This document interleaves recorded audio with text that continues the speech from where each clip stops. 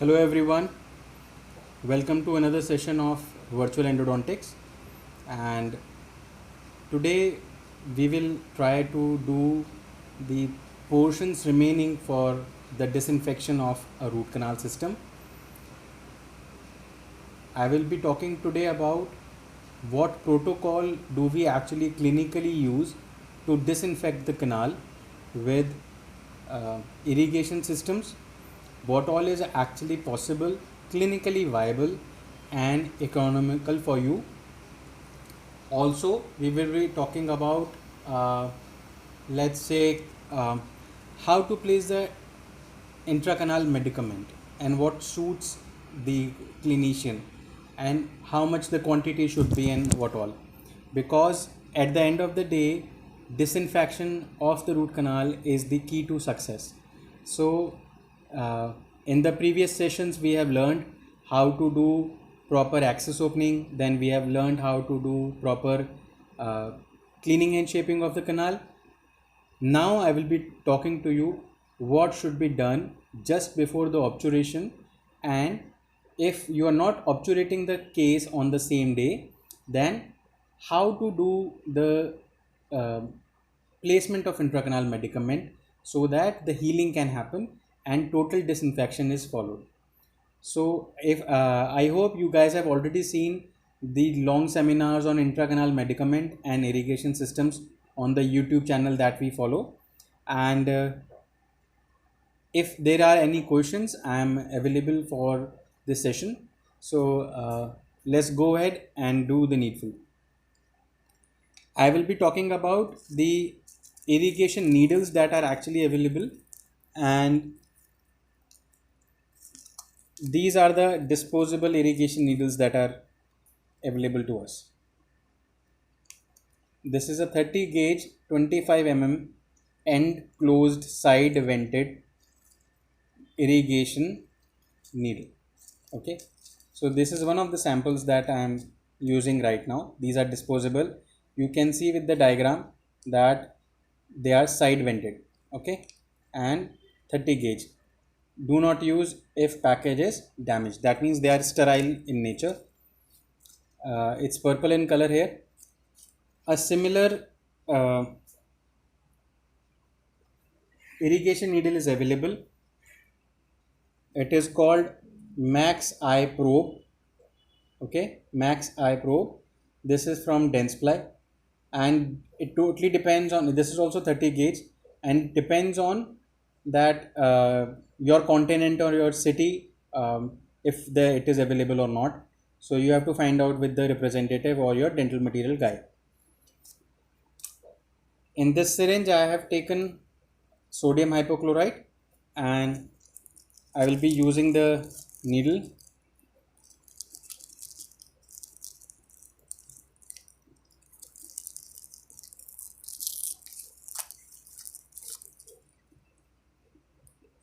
As we have already discussed why side vented needles are to be used, I'll just show you in maximum magnification. You can see this side venting.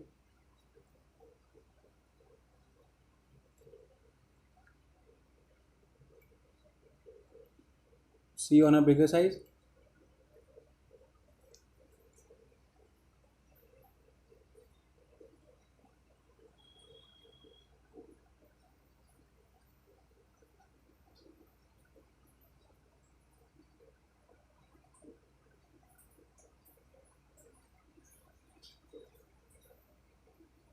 I will show you how to use them, because they can reach to the maximum depth of the apex, and they're still uh, safer to use uh, in preference to what the routine needles that we get along with the syringes.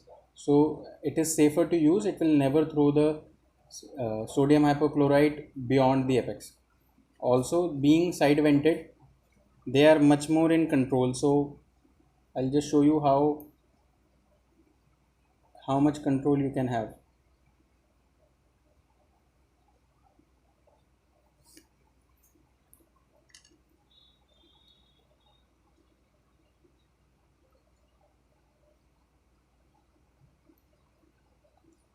So what we usually do is see the side vent, and see with each drop you can do so much. What I'm doing here is I'll be bending it to a certain level. For this case, we are actually already using the known working length, but uh, what I prefer to do is just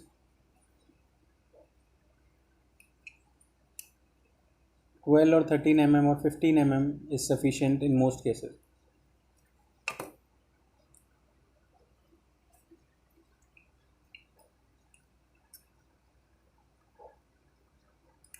In most cases, up to 15 is sufficient.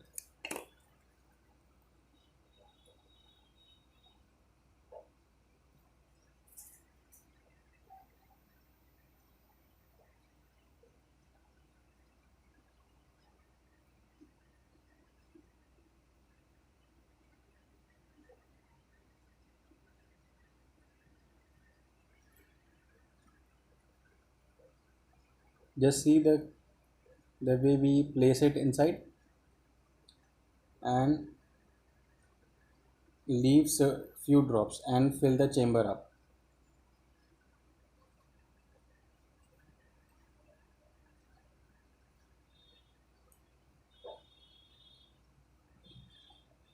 Okay, you can see this till the apex, and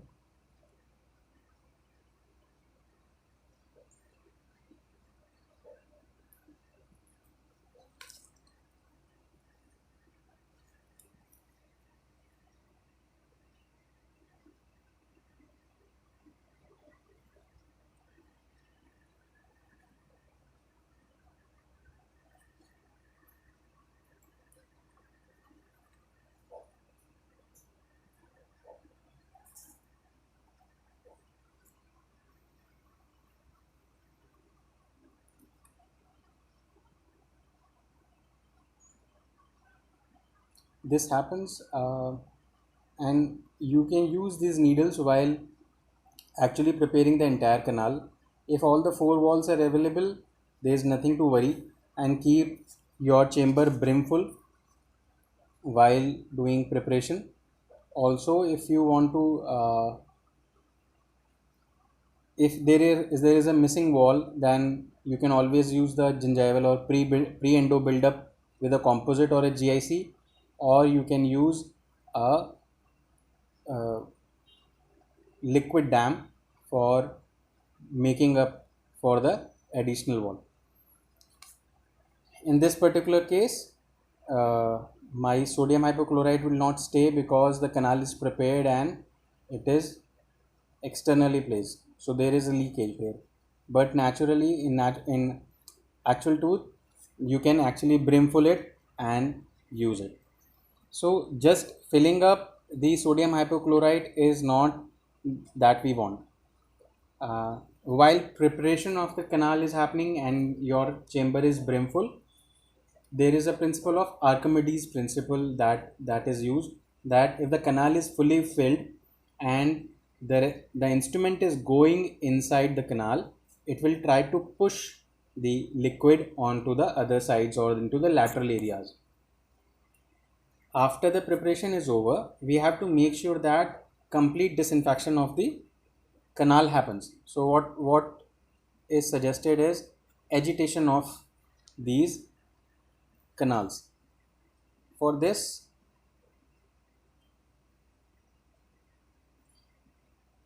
I would suggest that the sonic methods or ultrasonic methods that are available in the market are usually helpful. You have to make a decision according to the availability and the affordability of the product. But uh, if you feel like that before you want to actually invest in a product for lot of irrigation and you want to make sure that it happens nicely and properly, I would suggest you to start using your GP points. the GP point, the master cone that you have used, just that size or above that size, you should start using a GP point. And once the canal is fully filled with sodium hypochlorite, you can actually pump it like this.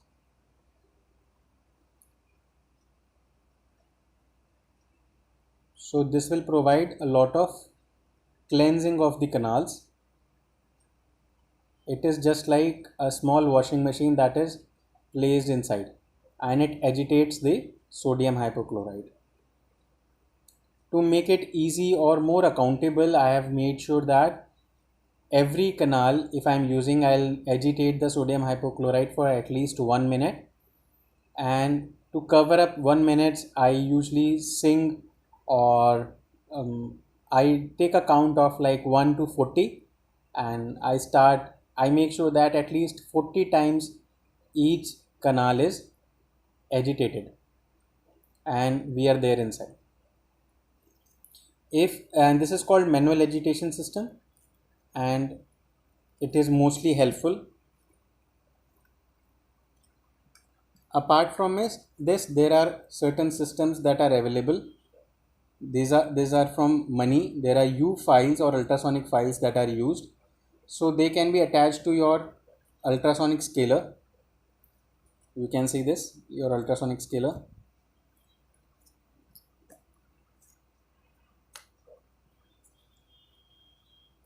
Your ultrasonic scaler, there is an attachment to it, and the file attaches to it. Okay, so this is the kind of attachment that you can see. But what happens is, in my personal experience, these ultrasonic tips are made of stainless steel, and when they vibrate in fine canals, in thin canals that you have prepared, or there are beautifully curved canals by nature, there is a possibility that you might hurt or touch the walls of the dentine, and there is a possibility of ledge formation. So this can be done on institutional levels or for academic purpose only, but in practicality, I would not suggest you to invest in certain products. Along with that, we have endo activator.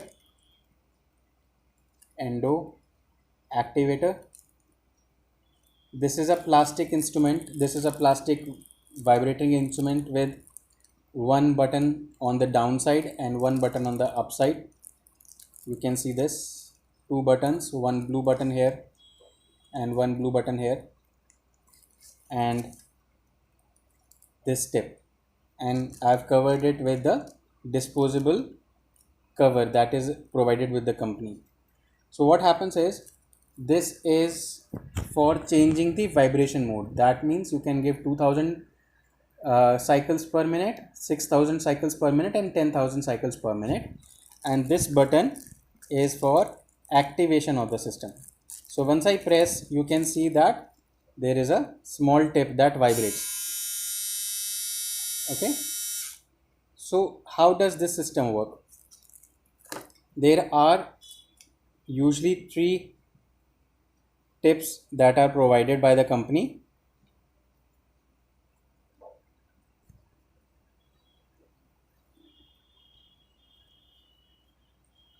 The blue one,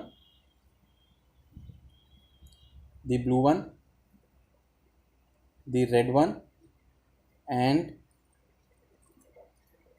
the yellow one. So you can see there are 3 marks. This is at 18, 19 and 20 mm. So this is also like a visual guide till what level you should go. So while vibrating these instruments, actually we can go to the full working length because they are polymers. They do not hurt the canal walls. But I have seen that agitation is also effective when we just stay at least 1 mm away from the working length. And there is a concept of vapor locking system. Vapor locking, whenever there is a thin capillary and there is a liquid filled up, then what happens is, they have seen that there is a air bubble that is entrapped within the capillary, And if you are just using your syringe up and down motion and you are just filling it up and you think that your irrigation will happen, this will be incomplete. So it is suggested that you should take you should fill up the canal full and make sure that one of the this snugly fits onto the tip, onto the body of this, and I will show you how it irrigates. You can see so much of mechanical work is happening here. I will just show you from the angle. It acts like a small agitation system within the cavity, and it is suggested to be used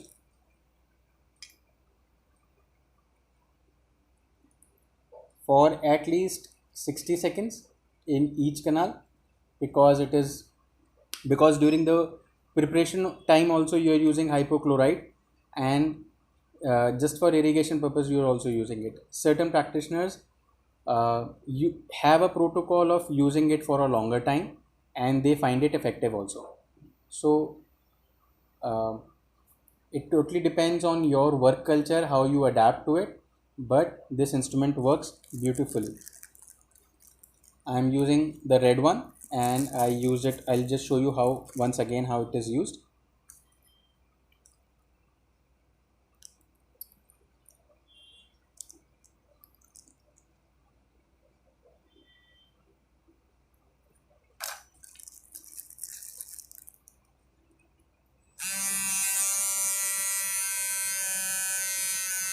You can see how beautifully it agitates everything inside, and there is actually no possibility of the irrigant not to reach anywhere. If there are lateral canals or there are some additional canals, or there is a what you say accessory canal that is available, it will definitely reach. It will make sure that the sodium hypochlorite or the irrigation system has the material has reached completely there. Okay, so what has to be done? We have seen the manual agitation system with the GP point. If you are not having any material, then if you have ultrasonic tips, yes, they are used, but I have told you already the disadvantage of it, and I have told you the sodium hypochlorite concept and endoactivator concept, the endoactivator. But what happens is that just irrigating with sodium hypochlorite is not sufficient. It is actually required to uh, before the obturation we have to remove the smear layer also. So removal of smear layer happens when within the canal you use EDTA liquid. This is the EDTA liquid, that 17% EDTA solution. Any brand that is available to you and affordable to you should be used. I'm not talking about any particular brand right now here, but EDTA liquid is essential. So just fill up your canal with 2 or 3 drops of EDTA, and your after the sodium hypochlorite has been placed inside, you agitate it, remove the entire sodium hypochlorite with suction and paper point, place 2 drops of or 3 drops of EDTA into the canal, agitate again for at least 1 minute, remove your entire EDTA and wash again with sodium hypochlorite, and clean it purposefully.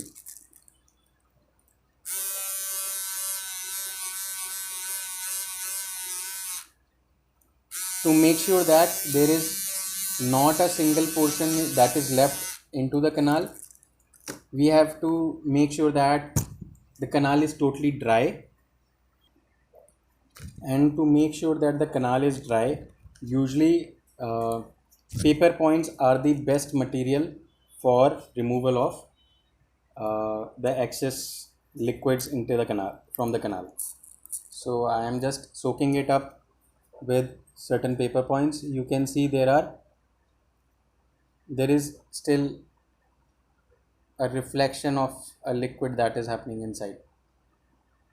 So this actually tells me that this is a reflection of the LED light from the microscope, and it gives a lot of information that the dryness has not happened. And most practices actually do not use paper points for drying, or if they're using paper points, they use it inadequately. So I'll show you the proper technique that I use in every single case and how it has to be achieved. I understand that there is uh, there are certain people that who do not use a lot of paper points, but I'll show to you how to use it.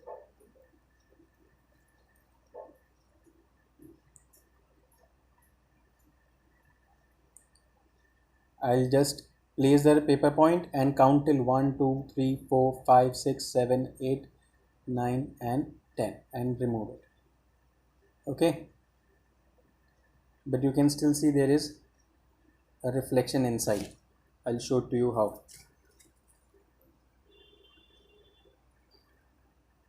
Okay,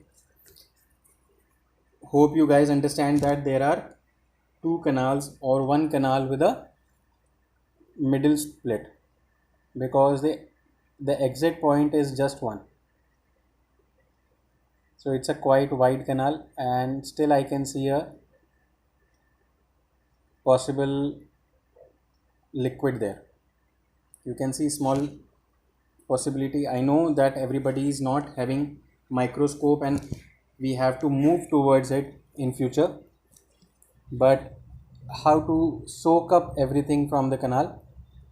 Just use as many as paper points possible, just wiggle it inside the canal and see it bends easily. Okay, so make sure your paper point is not bending easily. How to achieve that? Use as many as paper points possible inside the canal one by one.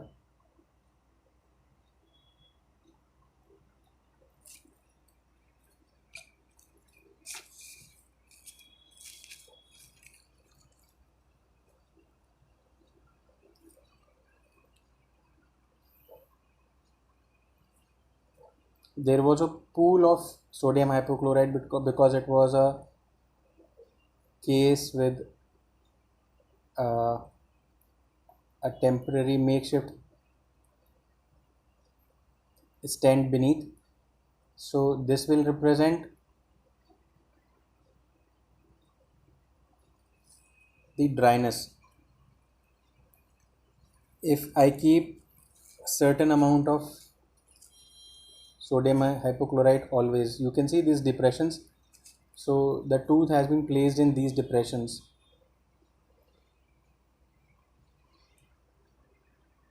and they might depict or mimic pus formation here. So that means there is always some pus at the end of the root or alveolar socket, and you have your tooth is like this, and see, your canal will never be dry. So this happens in most cases where you have used more than 10 paper points, but still the paper point is wet. That means either it will contain slight blood or it will contain certain amount of bacterial laden pus or exudate that is coming from the canal.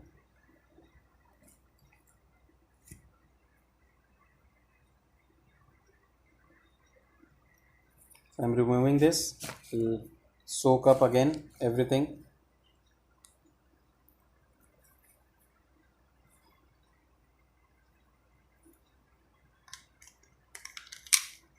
And we have to how to manually check that how many paper points will be used, or how to make sure that there is adequate drying of the canal.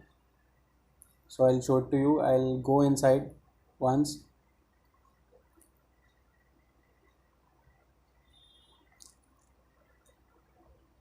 and try to bend it onto the fingertip or onto the tooth surface, and it easily bends. Okay.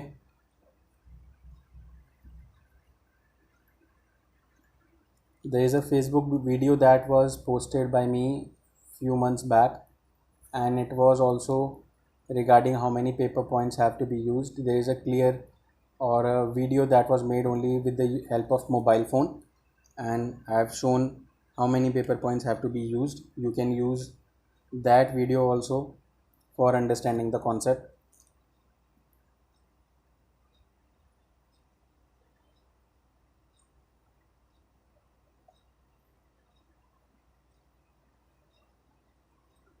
And we have to touch it again and see it is so easily bendable.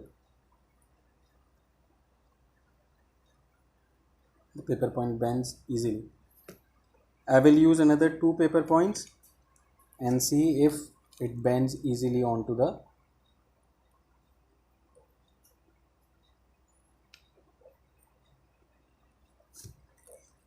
fingertip. So it is not that easy. It is still making a enough. It has enough strength to keep the straightening of the paper point. Just to double confirm it, I am using one more paper point inside. Count till 10. 1, 2, 3, 4, 5, 6, 7, 8, 9, 10, and out. And check it again on my nail bed. So it is not that soft anymore. It has got its own strength, and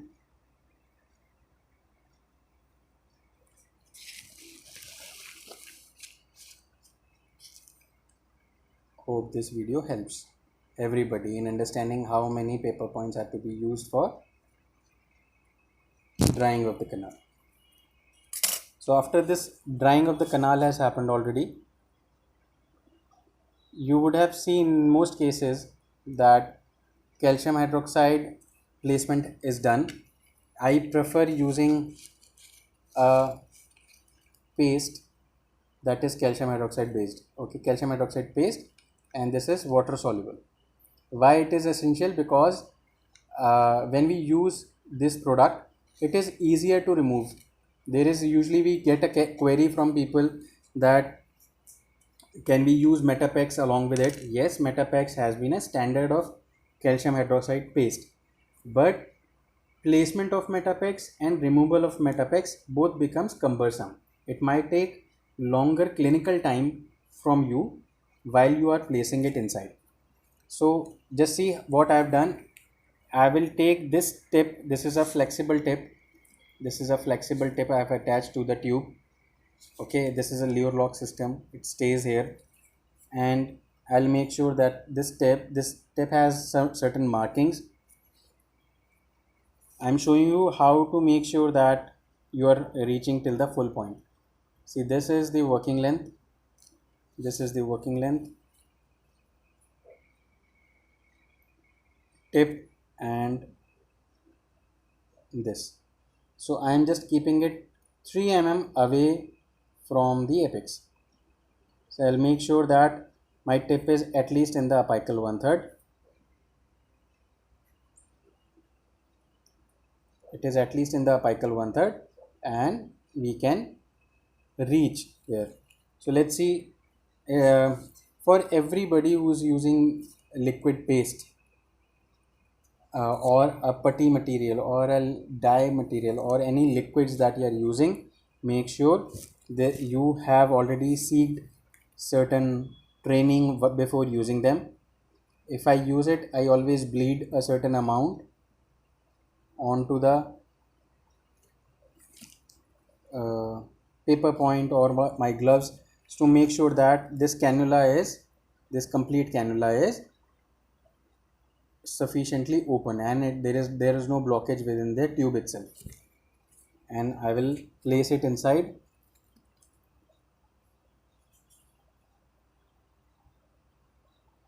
and just start pressing it.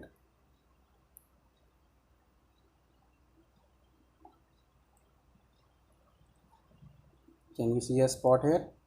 Yes.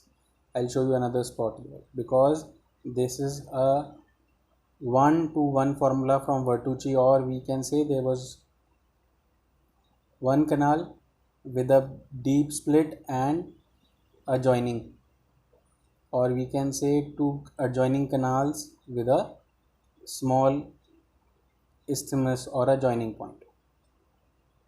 So totally depends how you seek this, but if I'm using microscope, I can actually control the volume of calcium hydroxide inside the canal. I can virtually see it, and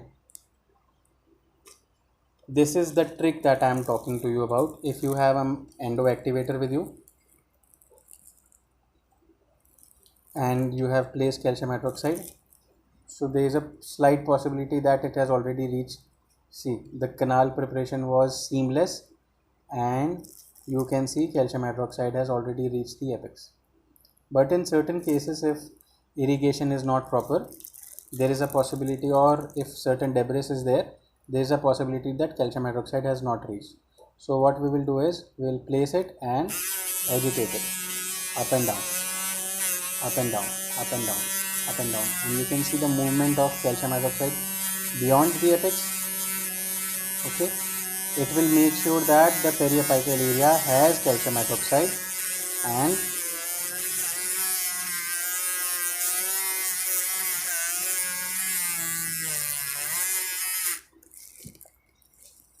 see this, the tooth has slight calcium hydroxide at the end. uh, in most cases it does not hurt to the patient because calcium hydroxide is alkaline in nature.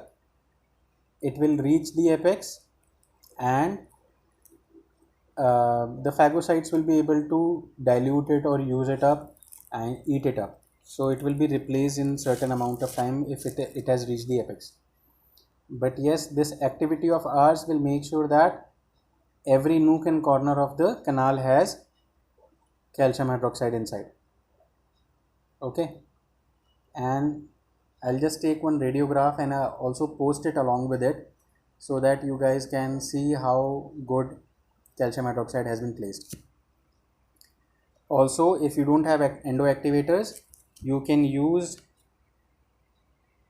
calcium hydroxide, place it like this onto the paper point, onto the GP point, and start pumping it up. You can pump calcium hydroxide into the canals. This will help immensely in coating all the surfaces of calcium hydroxide with the material. I want to assure you something, that it is not required to fill the entire canal with calcium hydroxide. It is not required. We need a slight coat of calcium hydroxide on all the surfaces, and I'm just going in once again and filling it up.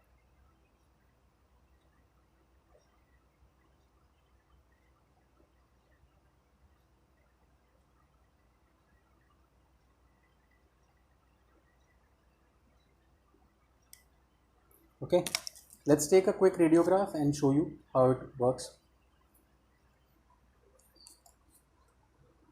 After the complete uh, preparation, complete irrigation, complete disinfection, and calcium hydroxide placement, usually we place calcium hydroxide for at least 1 week's time, 7 to 10 days.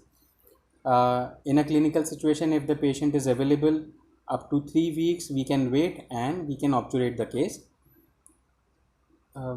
For cases like when we are seeing apexogenesis with MTA, or in older times when calcium hydroxide was used for apexogenesis, up to 6 months time, but not beyond that.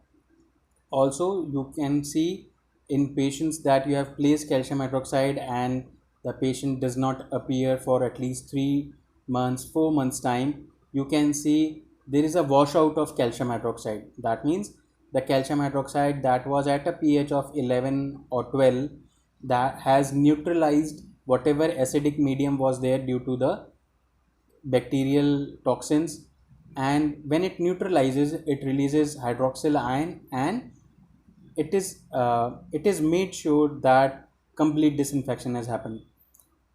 In most cases, when the actual patient is out of relief and they have complete relief from the pain, and you have placed calcium hydroxide during the treatment and as an intracanal medicament between the appointments, you would see that the entire canal looks patent or empty if the patient appears back to your practice after 1 year or 2 years time. So just make sure that the patency of the canal is same, your preparation is right, uh, patient is adequate, there is no crack in the crown or in the root, and you can go ahead, place calcium hydroxide for another week, and then you can obturate the case. So this might happen because it happens frequently in all the continents, that patients, after there's a complete relief of pain, they tend to forget that they still need to go for root canal closures. Okay, so these are 2 points that I would like to tell you today, and next time I will tell you how to do obturations. And till then, let's meet again and make sure that you guys are following the module properly. If you have any issues, I am always available through email or through WhatsApp and other social media handles. So just get on the track and learn properly. I have told you what I follow usually, and it helps me heal my patients better and faster. It is not about any particular brand and not about a particular method. It is always about your own learning curve.